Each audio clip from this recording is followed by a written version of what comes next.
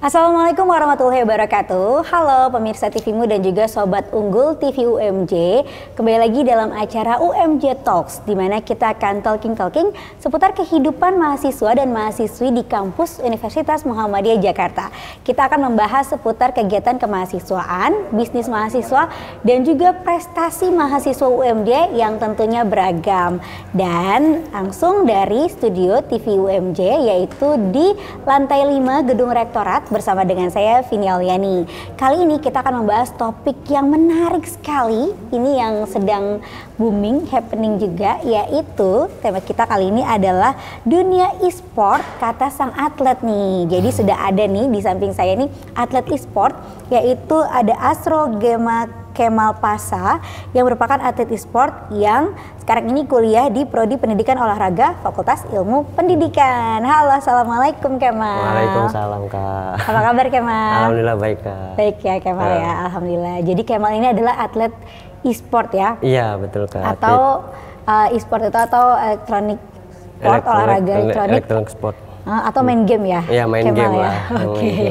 Nah Kemal, biasanya kan game ini kan emang cenderung nih disukain banget sama anak muda ya. Bahkan dari anak kecil loh sekarang kan ya. Iya betul. Anak SD juga main game Udah kayak main gitu seperti itu. Dan image ini kadang-kadang kalau main game itu kan negatif ya, buang-buang waktu, nggak belajar gitu. Betul. Nah dalam sudut pandang kamu nih, seperti tema kita nih, e-sport kata sang atlet, e-sport tuh gimana sih? Apa aja sih sisi positifnya dari e-sport gitu, dari mengikuti e-sport, apalagi kompetisi dan bisa menjadi atlet dari situ gitu? Baik, kalau e-sport itu kan beda. Kalau kita bermain game saja sama e-sport itu berbeda. Jadi kalau e-sport itu bagaimana satu orang itu sudah memulai ke ranah yang kompetisi. Orang bisa dikatakan e-sport itu di umur 15 tahun. Ketika dia sebelum umur 15 tahun itu memang harus sama orang tuanya adalah dipantau ya, dipantau bimbing sama orang tuanya. Bagaimana hobinya dia, nantinya dia kemana. Nah, orang bisa dikatakan e-sport tuh kalau sudah umur 16 tahun Kak. 16 tahun ke atas iya. gitu ya, oke. Nah kalau kamu sendiri, kamu mulai kayak menemukan nih, wah aku suka game nih, terus pengen nih dalamin e-sport itu dari umur berapa? Kalau aku dari umur 12 tahun Kak. 12 tahun? 12 tahun, iya. Yang notabene waktu itu emang belum ada e-sport, cuman ya kayak masih di pikiran kayak masyarakat sekarang lah. Bermain game hanya kayak buang-buang waktu dan sebagainya. Tapi saya mempunyai target waktu itu. Targetnya apa tuh? Targetnya ketika saya memilih hobi tersebut, saya harus bisa ngebahagiain diri saya gitu. Bahagiain diri sendiri. Iya, ya? Bahagiain diri sendiri gitu. Iya. Pencapaian saya. Pencapaian dari situ. Nah terus kamu mulai tahu, oh ternyata main game ini ternyata ada kompetisinya nih. Iya. Atau e-sport itu tadi. Terus oh boleh juga nih ikutan, itu mulai kapan? Itu kelas berapa misalnya? Oh ya kelas 3. Di kelas 3 pas umur saya SMP ya. Di SMP itu saya main game, itu dulu namanya saya download di game mobile itu game Chris Action. Chris Action. Habis itu saya bermain game ada kompetitifnya, ada gitu, ada buat juaranya, ada eventnya. Itu pertama kali kamu ikutan tuh? Pertama kali. Lalu habis itu saya ngikutin dan ternyata saya menang. Alhamdulillah ya. Alhamdulillah. Juara berapa tuh? Itu saya dapat juara 1. Tim saya waktu itu notabene belum terkalahkan lah. Nggak bisa terkalahkan. Itu berapa orang satu timnya? Kalau Chris Action 5 orang. 5 orang? Iya 5 orang. Oke. Iya. Dapat akhirnya juara 1, seneng dong ya. Seneng banget. Ternyata bisa ini nih, cetak prestasi nih. Betul. Ya itu hadiahnya berapa tuh? Itu kalau waktu cuman di nasional itu sekitar ya 5 jutaan.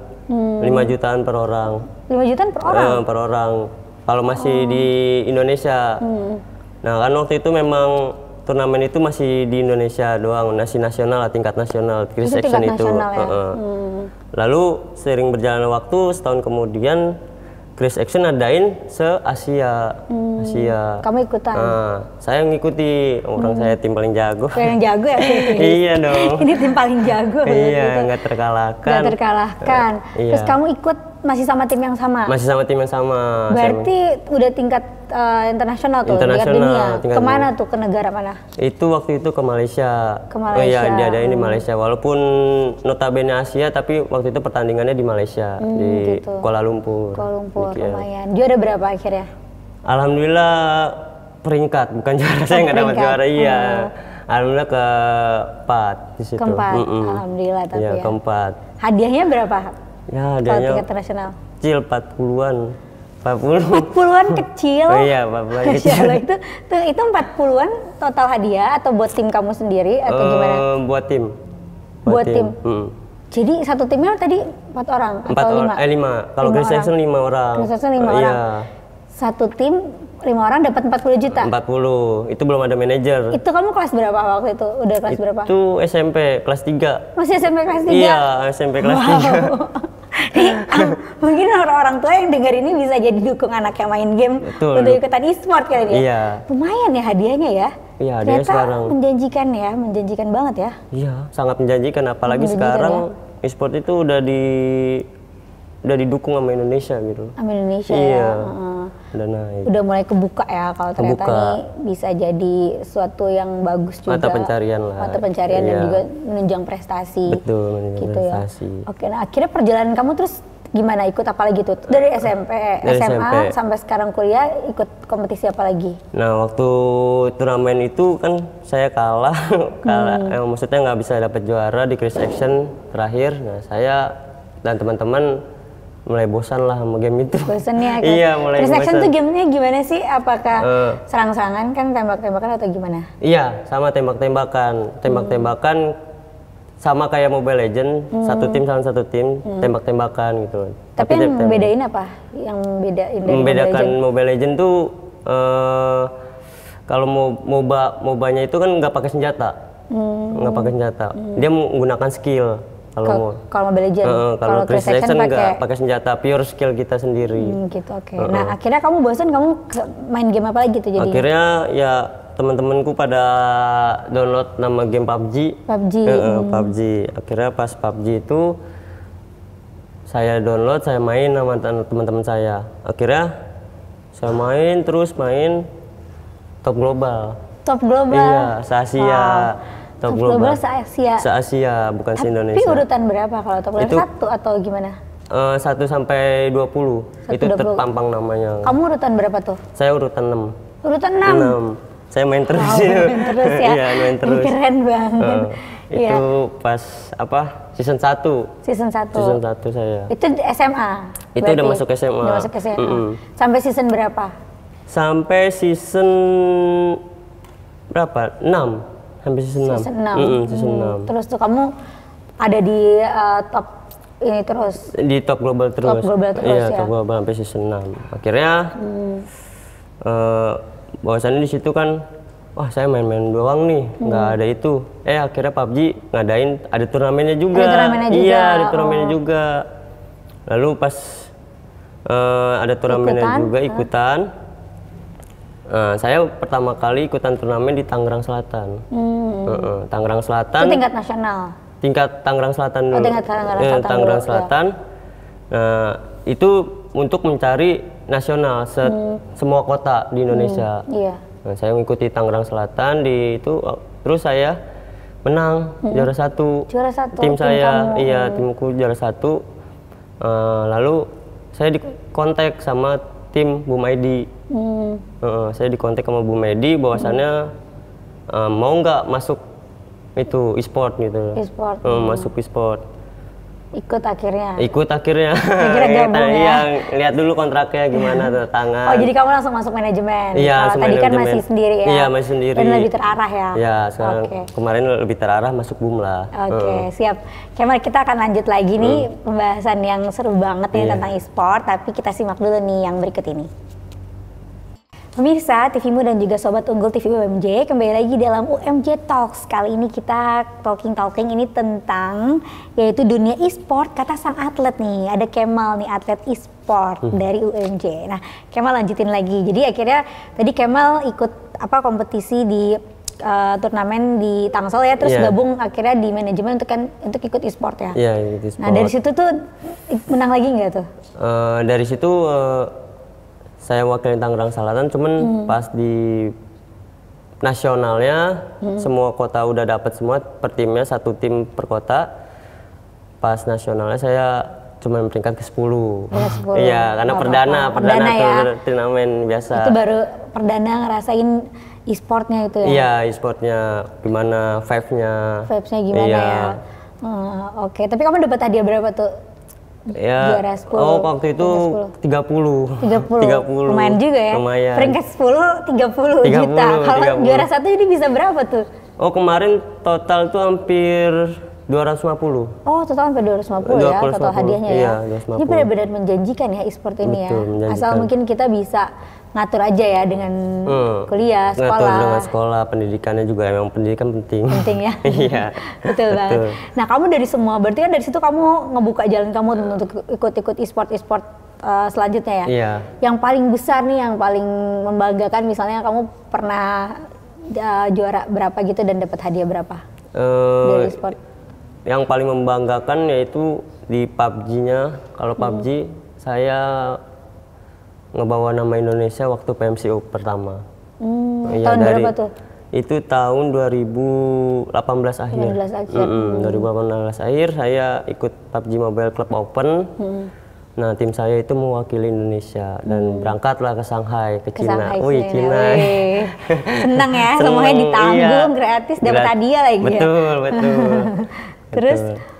Habis itu di sana kami bertanding, wah ternyata namanya pertama kali pertandingan juga ya, pertandingan internasional, lawannya ya dari negara-negara Cina. Jago-jago emang ternyata. Memang dia. Di sana saya ya tidak mendapatkan peringkat yang bagus lah di sana. Saya cuma mendapat peringkat 9 di sana. Tapi hadiahnya lumayan juga. Iya, kalau di sana lebih besar. Kalau di sana total prize pool ini 2,5. 2,5 M. Iya. Wow, terus kamu dapat hadiah berapa? Itu Peringkat sekitar 9. berapa waktu itu ya? Saya lupa. Range 30 sampai 40 saya lupa. 30 sampai 40 Iya, ya? lupa saya. Pokoknya dolar waktu itu saya cuma dibagi doang aja udah dari manajemen. Iya, nah berarti kan dari kamu ikutan kompetisi itu e-sport kan kamu lumayan tuh ya, udah dapat banyak hadiah ya, Betul. banyak buat tabungan juga gitu. Nah, itu buat kamu gunain buat apa tuh dari situ? Aku gunain ya buat banyak sih sebenarnya. Yang pertama yang ngebanggain orang tua. Terus yang kedua ya aku mikir kalau aku terus-terusan jadi pro player, kan pro player kan ada usianya, jenjang usianya. Dari berapa sampai berapa sih pro player itu? Usia pro player tuh dari umur 16 tahun, atau enggak yang sudah mempunyai KTP lah. Baru boleh mengikuti turnamen-turnamen. Turnamen sampai umur? Sampai umur 25 tahun, 26. 25 tahun, 26 ya? Iya, 25 sampai 26 tahun. Itu masa-masa yang produktif lah. Produktif ya? Iya, masa-masa. Sama juga sih seperti atlet ya? Iya, atlet yang real ya, bukan game gitu? Iya, betul. Terus tadi sampai mana ya? Lupa. Tadi ya dari apa hadiahnya itu kamu gunain untuk apa? Oh, hadiahnya iya. Tabungan kamu untuk apa aja misalnya? Hadiahnya terus lalu saya pikir kalau saya pengen lebih dapat uang dari streaming sih. Streaming. Dari streaming. Akhirnya saya membuat, kan saya punya fanbase-nya, saya udah punya fanbase. Saya buat streaming di rumah. Jadi saya buat apa namanya, kayak studio streaming. Studio game gitu ya? Iya, studio game. Saya rakit bisnis sendiri, uangnya dari hasil saya sendiri gitu. Ya, oke. Nah itu baru sendiri ya, kamu bikin itu sendiri, nggak tim lagi jadinya? Enggak tim lagi. Itu. Iya, sendiri aja kalau itu. Iya. Nah kamu sekarang kan juga kuliahnya di Prodi Pendidikan Olahraga ya? Betul. Fakultas Ilmu Pendidikan. Iya. Nah kalau buat teman-teman tahu juga, biasanya kalau persiapan untuk ikutan e-sport itu, persiapannya apa sih? Kalau misalnya atlet yang beneran kan bukan game itu kan dia harus exercise dulu sehari berapa kali. Nah kamu apakah latihan strategi atau taktik atau apa? Atau main game gitu, gimana? Oh, buat kayak kalau persiapannya biar bisa menang nih gitu. Ya mencari bakat dari anak-anaknya dulu sih. Maksudnya gitu. Iya, jadi keseriusannya dia dalam game. Kan bisa dilihat orang ketika main game hanya buat fun atau buat serius gitu loh. Atau buat menjang kompetitif. Kelihatan dari tipikal orangnya dan karakteristik orangnya. Jadi ada keseriusannya juga di situ ya. Iya, ada Dan keseriusannya. dia bisanya apa nih? Mungkin dia jagonya apa nih? Kekuatannya ya. Kekuatannya apa nih dia nih? Kita atau bisa kekuatan nyerang atau strategi mungkin ya. Betul. Harus ada chemistry juga dong ya dari satu tim itu. Betul, chemistry-nya. Chemistry-nya memang harus sangat penting kalau di game ya. Iya. Apalagi kenapa di e-sport itu ada kita diwajibin gaming house. Jadi main game dalam satu tempat atau satu ruangan. Kenapa tuh? Ya itu karena kita harus tidur bareng bersama-sama bersama-sama agar tidak ada saling namanya ketika kesalahan dari suatu permainan atau lagi tanding bisa dibicarakan langsung. Kesel nih langsung. Ini kamu gimana sih tadi kayak gini-gini, terus jadi emosi, jadi mempengaruhi skill jadinya. Iya, mempengaruhi skillnya nanti ke depannya. Nanti jadi biar emosinya diluapkan pada saat itu, tapi selesaikan pada saat itu. Itu juga, oke. Jadi tetap kooperatif ya? Iya, kooperatif.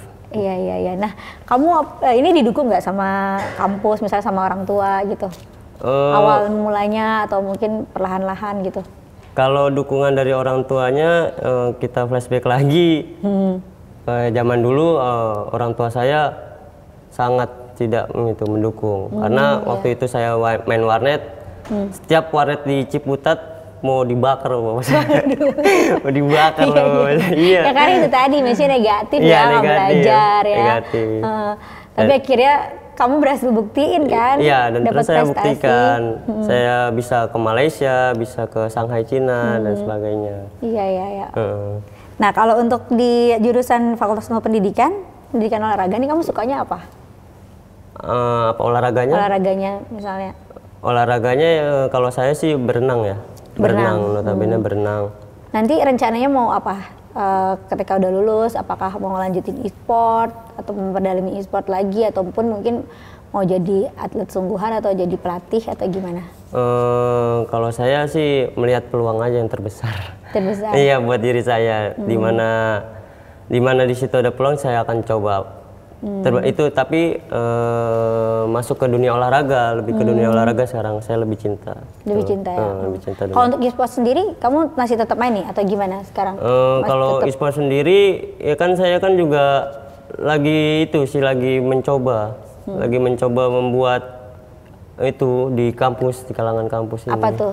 UMJ e-sport. Jadi e-sport. Kok kayak komunitas gitu? Iya, komunitas, tapi nanti yang akan dibuat sebagai kita akan melatih anak mahasiswa di UMJ atau mahasiswinya ke arah yang lebih serius, yang profesional. Lebih serius, profesional, terus bisa ikutan ya? Iya, betul. Kompetisi e-sport kayak gitu. Keren.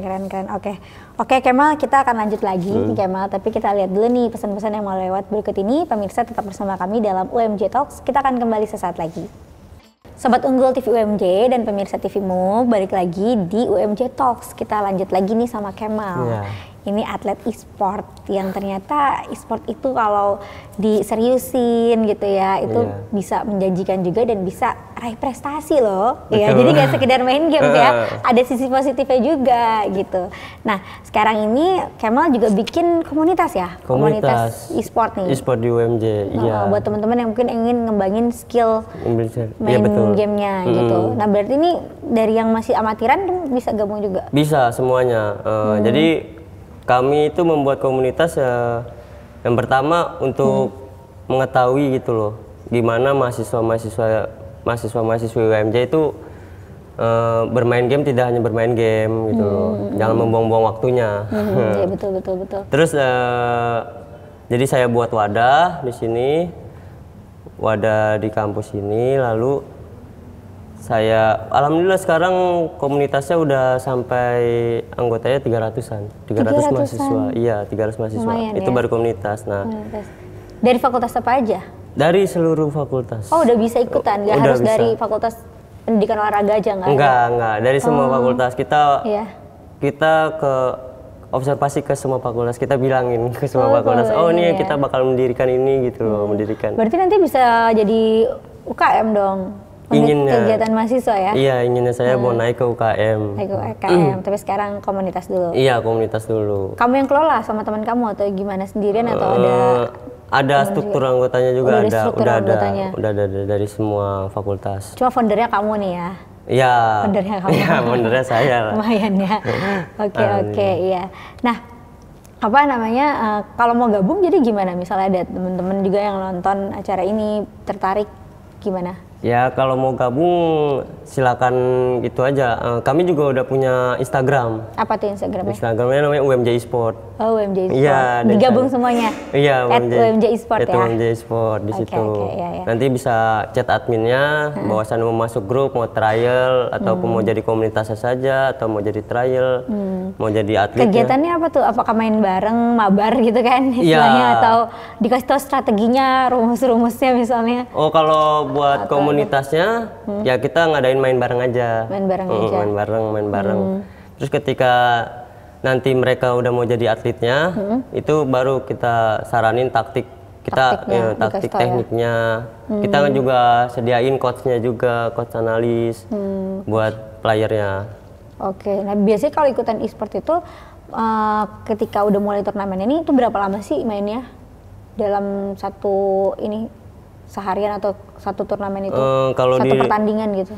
Kalau satu pertandingan di e-sport, di e-sport tuh kalau satu pertandingan tergantung game ya. Kalau game saya kan PUBG Mobile ya. Kalau PUBG Mobile ya sekitar satu match itu 1 jam lah. Ada berapa match itu jadinya? Kalau di turnamen tuh biasanya 2 hari. 2 hari ya kan, 2 hari. Terus tapi per harinya 6 match. Jadi sekitar 6 jam lah. 6 jam ya? Iya, waktu di yang luar efisien. istirahat ya? Di luar istirahat. Apa aja sih yang harus disiapin kalau mau ikut kompetisi kayak gitu kan? Berarti 1 jam tuh di depan main game terus kan? Depan komputer atau laptop kan? Harus apa? Harus banyak minum kah? Atau apa kan duduk terus kan jadinya? Ya biasa kalau anak-anak, kalau gamers tuh udah biasa duduk sih. Iya, udah biasa duduk Kak. Jadi kalau yang penting kalau dari manajer tuh disediain ya makan sama minum. Minumnya tuh nggak boleh minuman manis. Iya, biar tetap sehat ya. Iya, minum air putih wajib. Gitu, oke. Nanti kamu ke depannya apa nih rencana kamu kalau udah lulus, terus juga untuk ngembangin komunitas kamu, ngembangin e-sport ini? Karena kan tadi kalau e-sport juga ada batasan usia ya. Iya. Rencana kamu jadi ke depannya gimana? Ya rencana saya di sini kan buat UMJ Esport itu saya menciptakan wadah buat mahasiswa-mahasiswi UMJ supaya mereka bisa mengenal tentang e-sport, dan ketika orang tuanya tidak tahu tentang e-sport disosialisasikan lagi ke orang tuanya. Nah, ini maksudnya ini entertainment yang sangat menjanjikan di masa depan gitu loh, e-sport itu. Kita di e-sport itu kita nggak cuman jadi atlet aja, kita bisa jadi streamer, bisa jadi brand ambassador, bisa membuat event dan lain sebagainya, masih banyak gitu e-sport itu. Jadi industrinya luas ya? Luas industrinya. Apalagi sekarang zaman era digital kan? Iya ini betul, era akan digital. Berkembang banget. Kamu tertarik untuk jadi coach juga nggak nanti? Selain streaming gitu? Jadi coach, ya pengen sih, pengen. Cuman memang harus mengambil pelatihannya dulu. Ada pelatihannya dulu? Iya, ada pelatihannya Atau dulu. ada syarat akademik juga nggak? Ada syaratnya, minimal sarjana. Sarjana, S1. Makanya ini jadi semangat juga ya untuk kuliah ya? Buat untuk kuliah. Oke, tapi sejauh ini nilai-nilai kuliah gimana? Wah, nilai kuliah aman. Aman Alhamdulillah. Alhamdulillah aman. Dosen-dosen gimana? Support juga? Alhamdulillah pada support, sangat support. Apalagi memang ada dosen pembimbing saya di sport kan, namanya Pak Galang, Pak Dika, iya. Oke, jadi tetap disupport juga. Iya, jadi nanti ketika mahasiswa-mahasiswi UMJ itu menjadi atlet dan saya nanti di ranah e-sport, ya bisa saya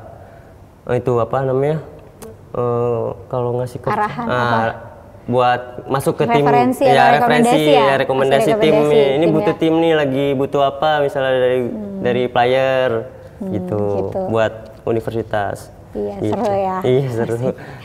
Oke, nah kalau tanggapan kamu sendiri terkait UMJ sendiri, kampus UMJ gimana?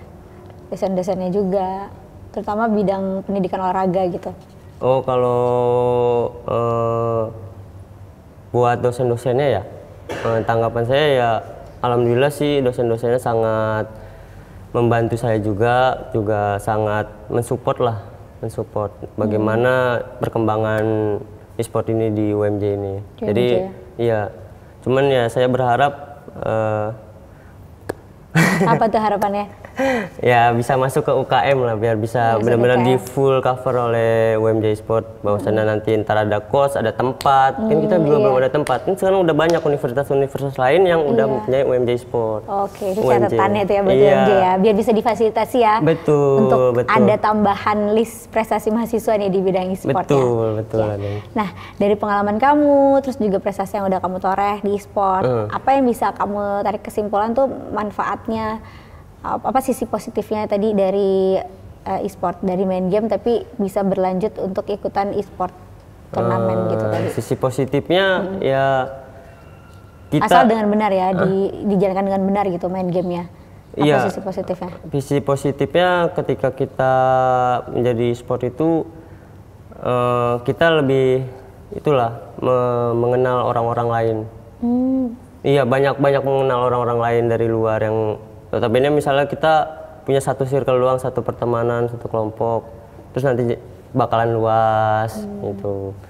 Terus manajemen waktu juga, jadi kita sangat itu, manajemen waktu sangat penting juga. Penting ya. Karena itu juga menentukan menang kalahnya ya. Iya, menang kalahnya. Jadi ketika kita bermain misalnya 3 jam ya 3 jam stop. Setelah itu istirahat, terus balik lagi aktivitas lain gitu. Oke.